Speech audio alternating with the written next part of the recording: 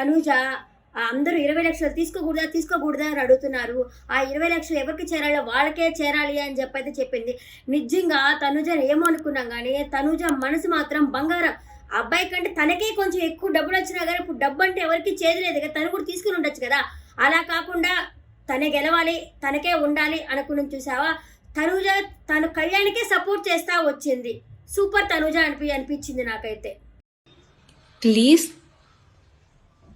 ఇలాంటి నెగిటివిటీని ఆపేయండి. నేను ఎవరి గురించి మాట్లాడుతున్నానంటే కళ్యాణ్ గురించి.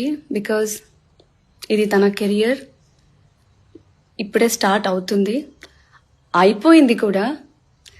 వీలవుతే మనలో ఎంత అవుతే అంత మనం ఒకరికి యూనో ఏమి చెయ్యకపోయినా పర్లేదు, చదువు అనేది అయితే వద్దు.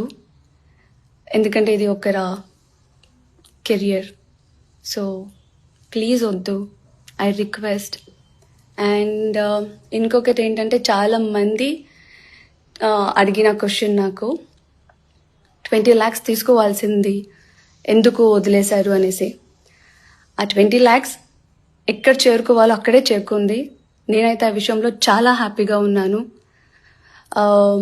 సో యా, ప్లీజ్ అది కూడా వద్దు.